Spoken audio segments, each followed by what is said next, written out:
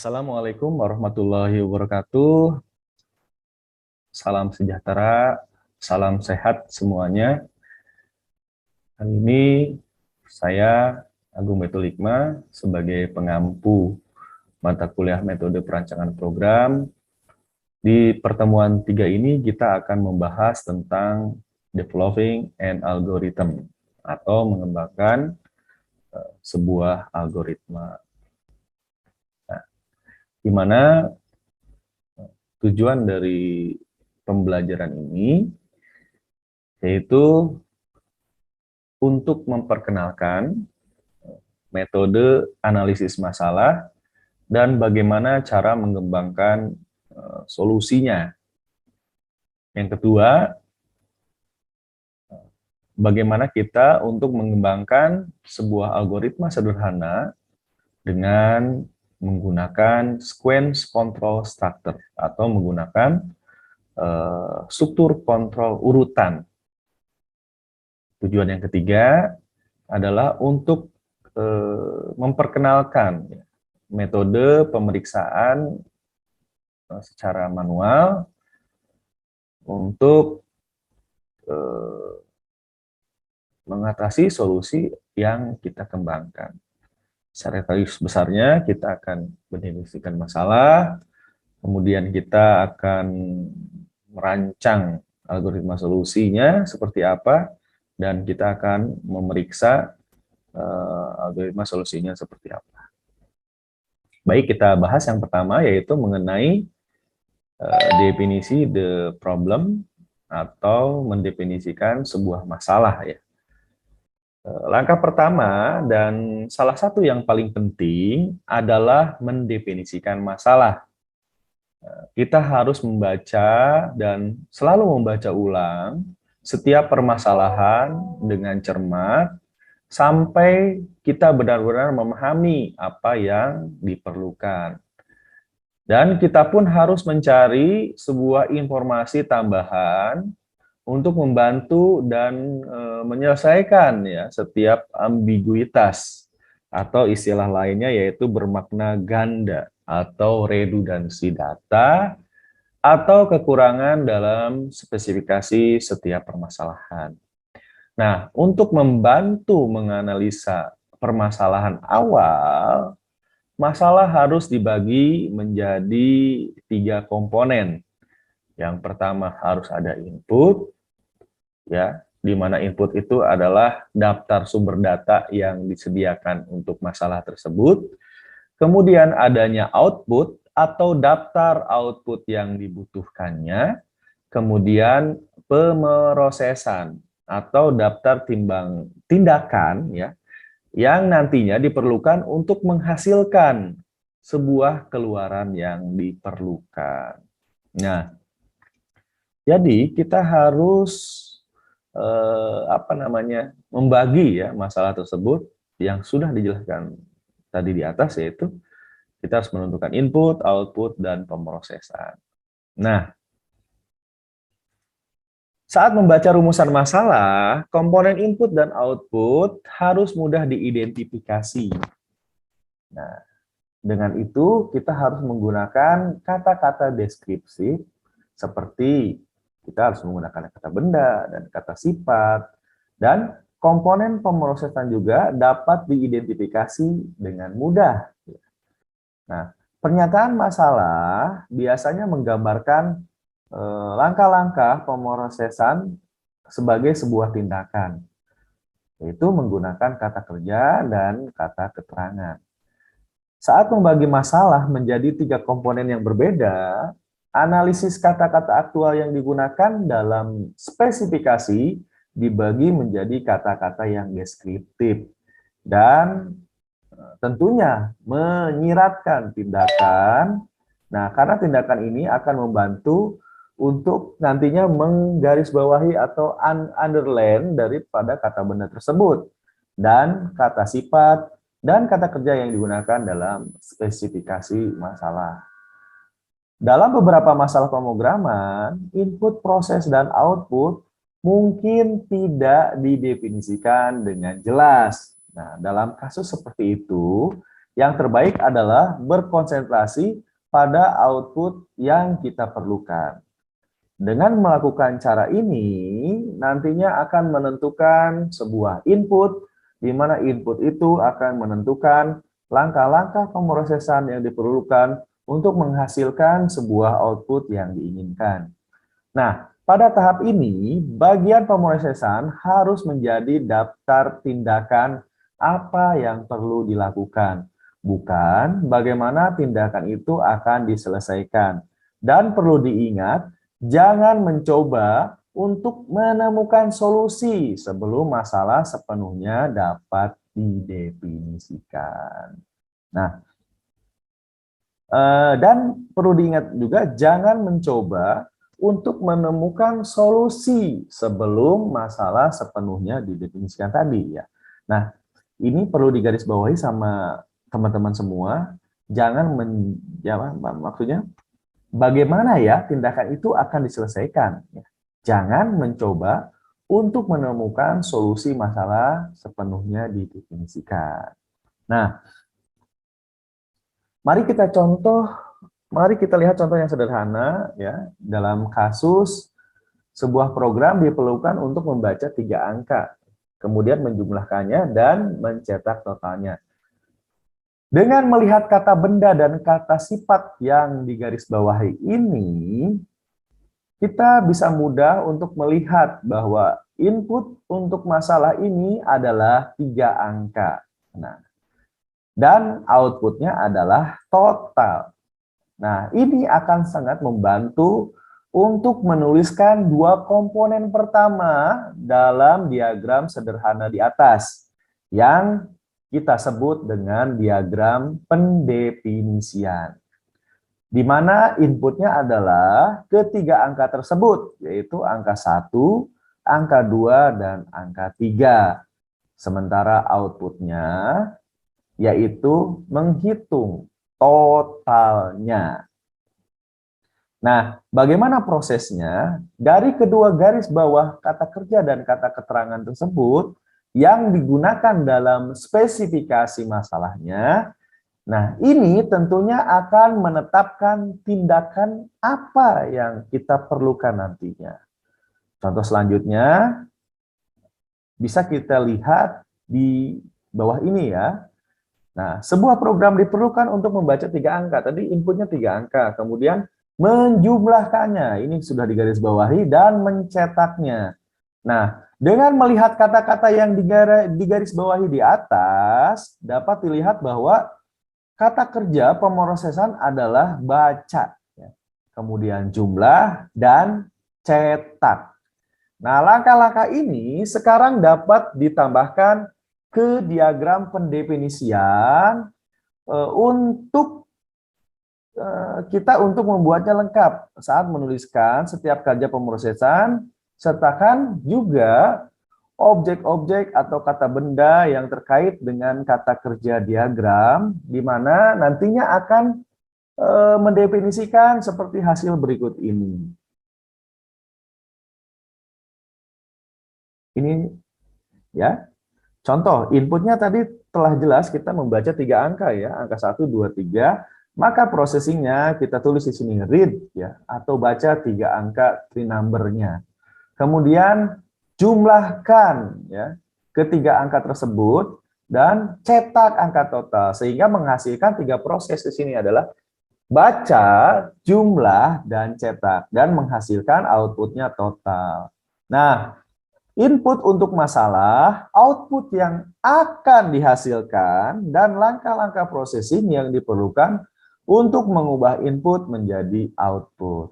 Nah, ketika kita menuliskan langkah-langkah pemrosesan dalam suatu algoritma, maka hendaknya kita gunakan kata-kata yang menggambarkan pekerjaan yang harus dilakukan dalam hal tugas atau fungsi tertentu. Sebagai contoh tadi, read, tree number, kemudian add number together, dan print-nya adalah total number. Ada pola dalam kata-kata yang kita pilih untuk menggambarkan langkah-langkah tersebut di atas ya. Karena setiap tindakan akan digambarkan sebagai kata kerja tunggal diikuti oleh objek dua kata, penelitian ini telah menunjukkan bahwa kita telah mengikuti atau menggambarkan langkah-langkah pemrosesan, sehingga dua manfaat akan kita hasilkan. Pertama, kalian atau teman-teman dapat menggunakan pendekatan disiplin untuk mendefinisikan masalah, dan yang keduanya, pemrosesan dibagi menjadi tugas atau fungsi yang terpisah. Nah, contoh lain yaitu kita akan mencoba sebuah program yang diperlukan untuk meminta operator terminal untuk pembacaan suhu maksimum dan minimum pada hari tertentu. Menerima pembacaan tersebut sebagai bilangan bulat dan menghitung dan menampilkan ke layar suhu rata-rata dihitung. Suhu rata itu dihasilkan dari suhu maksimum plus minimum dibagi 2. Langkah pertama yaitu kita menetapkan komponen input dan output dengan menggarisbawahi kata benda, kata sifat dalam pernyataan masalah. Nah, sebuah program diperlukan untuk meminta operator terminal untuk nilai maksimum dan minimum suhu pada hari tertentunya. Kemudian menerima pembacaan tersebut sebagai sebuah bilangan bulat dan hitung serta tampilkan ke layar suhu rata-rata dihitung dengan suhu maksimum plus minimum dibagi 2. Nah, komponen inputnya adalah pembacaan suhu maksimum dan minimum, dan output yang dihasilkan adalah suhu rata-rata. Nah, menggunakan nama yang bermakna, komponen elemen ini dapat diatur dan dalam diagram pendefinisian seperti tabel di bawah ini. Inputnya tadi sudah jelas bahwa inputnya adalah suhu maksimum dan suhu minimum, sementara outputnya adalah suhu rata-ratanya atau average temperaturnya. Nah, bagaimana langkah-langkah pemrosesannya? Yaitu dengan menggarisbawahi kata kerja dalam pernyataan masalah.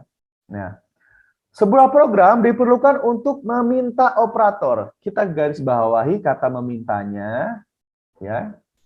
Kemudian menerima. Nah, kita garis bawahi kata menerima, menghitung kita garis bawahi dan menampilkan. Nah, contohnya kita baca secara lengkap, ya. Sebuah program diperlukan untuk meminta operator terminal untuk pembacaan suhu maksimum dan minimum pada hari tertentu. Kemudian menerima pembacaan tersebut sebagai bilangan bulat dan menghitung dan menampilkan ke layar suhu rata-rata, ya. Dihitung dengan hasil dari suhu maksimum plus suhu minimum bagi 2. Nah, kita perhatikan kalimat-kalimat yang digarisbawahi ini. Kata kerja pemrosesannya adalah from atau meminta, get ya atau menerima, kemudian calculate menghitung, dan display menampilkan. Dengan menemukan objek terkait dari kata kerja ini, diagram pendefinisian sekarang kita dapat selesaikan ya, seperti tabel di bawah ini ya. Inputnya adalah suhu maksimum dan suhu minimum, processingnya adalah meminta atau from suhu ya, kemudian menerima suhu, menghitung suhunya, dan menampilkan rata-rata suhunya. Nah, sehingga outputnya nanti akan menghasilkan rata-rata suhunya. Nah, seperti itu. Cukup jelas kan? Ya. Jadi kita harus melihat ya di sini mana kata kerja, kata benda, dan kata keterangannya, sehingga nantinya akan menghasilkan sebuah processing. Ya. Di mana tadi sudah dijelaskan untuk mendefinisikan sebuah masalah, kita harus ada 3 analisa awal, yaitu input, output, dan processing. Baik, kita masuk ke langkah selanjutnya, yaitu merancang algoritma solusi atau design a solution algoritma. Di mana ini adalah tugas yang paling menantang dalam siklus hidup suatu program. Setelah masalah didefinisikan dengan benar, teman-teman semua dapat memulai menguraikan sebuah solusinya.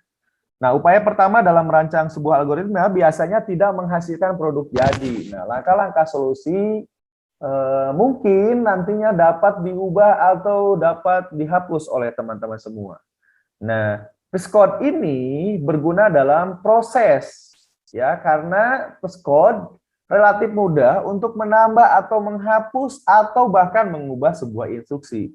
Jadi teman-teman jangan ragu untuk mengubah sebuah algoritma atau bahkan membuangnya algoritma tersebut atau menghapus algoritma tersebut dan kalian memulai kembali algoritmanya.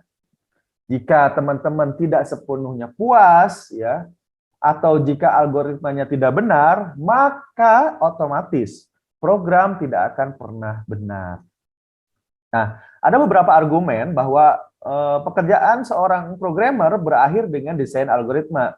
Nah, setelah itu seseorang programmer dapat mengkodekan algoritma tersebut sebagai solusi ke dalam bahasa pemrograman. Ya, dalam prakteknya ini biasanya tidak terjadi, teman-teman. Bahwa teman-teman sebenarnya tidak memulai pengkodean sampai langkah-langkah yang diperlukan tersebut, sehingga teman-teman dapat mendefinisikan sebuah masalah atau bisa merancang sebuah algoritma tersebut sampai menjadi sebuah algoritma solusi yang selesai. Nah, berikut saya tampilkan contoh, ya. 3 contoh sebelumnya kita sudah bahas di awal, ya, 2 contoh sebelumnya. Nah, bagaimana contoh definisi program? Nah, tadi kita sudah jelaskan, ya, bahwa inputnya tadi, ya, terkait dengan angka 1, 2, 3, kemudian processingnya tadi membaca, ya, kemudian menjumlahkan dan mencetak, sehingga menghasilkan outputnya total. Nah, bagaimana solusinya? Nah, diagram yang menunjukkan apa yang diperlukan dan perhitungan sederhana akan menentukan caranya, yaitu menggunakan Pescode dan sequence control, ya, atau struktur kontrol urutan, ya, membangun sebuah algoritma solusi. Nah, algoritma solusinya kita bangun adalah seperti ini, yaitu kita menambahkan kalimat add tree number, ya, di mana add tree number ini adalah sebuah nama yang telah diberikan untuk sebuah algoritmanya, yaitu tree number tadi, angka 1, angka 2. Kemudian nama algoritma harus menjelaskan secara singkat fungsi dari algoritma tersebut dan biasanya dinyatakan sebagai kata kerja tunggal diikuti oleh objek 2 kata. Pernyataan N di akhir algoritma menunjukkan bahwa algoritma tersebut telah selesai. Nah, ini, ya. Jadi harus ada kalimat N yang menunjukkan bahwa algoritma tersebut telah selesai. Kemudian semua langkah pemrosesan antara nama algoritma dan pernyataan N telah diidentifikasi, ya. Sehingga algoritma tersebut nantinya mudah untuk dibaca. Kemudian setelah setiap langkah pemrosesan dalam algoritma didefinisikan, nanti akan mempunyai relationship atau berhubungan, ya, langsung dengan satu atau lebih pernyataan dalam sebuah algoritma. Ya, contohnya tadi read 3 angka, ya, atau baca 3 angka, itu mendefinisikan angka 1, angka 2, angka 3, dan tadi menjumlahkan, ya, atau totalnya menjadi angka 1, angka 2, angka 3. Nah, setelah algoritma tersebut selesai, maka langkah terakhir yaitu kita memerlukan checking atau mengecek, ya, sebuah algoritma tersebut, ya, sehingga nanti dapat diuji kebenarannya. Nah, langkah ini diperlukan karena sebagian kesalahan logika terjadi selama pengembangan algoritma. Dan jika tidak terdeteksi, maka kesalahan-kesalahan tersebut nantinya dapat diteruskan ke program. Ya. Yang pertama, kita langkah-langkah tersebut apa saja sih tahap-tahapannya? Di sini ada 6 langkah sederhana, ya, dalam dash checking algoritma, ya. Yang pertama adalah memilih 2 set data uji masukan. Ya, contohnya 3 angka yang dipilih adalah 10, 20, 30 untuk kasus uji yang pertama dan 40, 41, 42 untuk kasus uji yang kedua. Contohnya, tadi kita mendefinisikan inputnya adalah angka 1, angka 2, angka 3. Ada three number ya. Di mana pengujian pertama kita masukin untuk angka satunya adalah nilainya 10, untuk angka 2-nya adalah 20, untuk angka 3-nya adalah 30 ya. Nah, untuk percobaan yang kedua, kita memasukkan angka yang pertama adalah 40, angka yang kedua adalah 41, angka yang ketiga adalah 42. Kemudian langkah kedua, kita tetapkan hasil yang diharapkan untuk setiap kasus ujinya. Nah, untuk kasus uji yang pertama menghasilkan total 60, dihasilkan dari 10 ditambah 20 ditambah 30. Sementara uji yang kedua hasilnya adalah 123, dihasilkan dari 40 ditambah 41 ditambah 42. Nah, langkah ketiga adalah siapkan tabel nama variabel. Kita membuat tabel nama variabel yang relevan dan melewati setiap kumpulan data uji ya. Nah, dengan pernyataan demi pernyataan. Nah, nomor baris telah digunakan untuk mengidentifikasi setiap pernyataan dalam program. Nah, ini contoh statement number-nya, percobaan pertama ya. Kita masukkan angka satunya 10, angka 2-nya 20, angka 3-nya 30, kemudian step berikutnya dia akan menghitung totalnya ya, yaitu sebanyak 60 dihasilkan dari penjumlahan angka 1, angka 2, angka 3. Dan statement number ketiga menghasilkan print atau cetak dari total keseluruhan. Nah, data uji yang kedua sama juga, kita memasukkan angka 1, angka 2, angka 3, yaitu nilai 40, 41, 42, sehingga menghasilkan total nilai 120, dan langkah ketiganya yaitu kita mencetak hasil dari 123 tadi. Nah, kita harus memeriksa nantinya apakah hasil yang diharapkan dari uji pertama 60 dan uji kedua 103. Nah, ini cocok nggak dengan hasil sebenarnya di total kolom dalam tabel tersebut. Nah, dengan dash checking ini yang seharusnya memakan waktu yang lama, kita bisa selesaikan dengan waktu yang sesingkat-singkatnya ya. Nah, dari dash checking ini teman-teman semua dapat melanjutkan pengkodian algoritmanya ke dalam bahasa pemrograman. Nah, nanti bahasa pemrogramannya bisa menggunakan pemrograman C++ misalnya ya, bisa menggunakan Visual Basic, bisa menggunakan Python, atau bisa menggunakan web programming yaitu dengan menggunakan PHP dan sebagainya ya.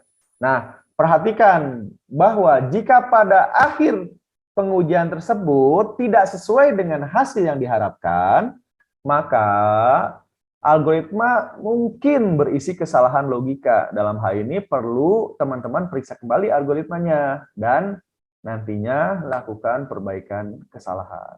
Jadi kesimpulannya untuk materi hari ini yaitu kita dalam mendefinisikan masalah, kita membuat dulu ya definition diagramnya seperti apa tadi ya, sebagai contoh apa namanya, number ya, dengan contoh suhu tadi ya, rata-rata suhu dan total number tadi ya. Kemudian yang kedua, membuat algoritma solusi, yaitu dengan menggunakan PESCOD tadi ya, sehingga menghasilkan solusi permasalahan yang jelas. Kemudian yang terakhir yaitu dengan menggunakan checking algoritma atau mengecek algoritma dengan menggunakan tadi dua kasus uji yang valid. Mungkin seperti itu materi untuk pertemuan 3. Semoga bermanfaat. Jika ada yang kurang jelas, teman-teman bisa langsung WA ya, WA ke saya, atau bisa langsung komunikasikan lewat grup WhatsApp-nya. Terima kasih. Mudah-mudahan ilmunya bermanfaat. Assalamualaikum warahmatullahi wabarakatuh.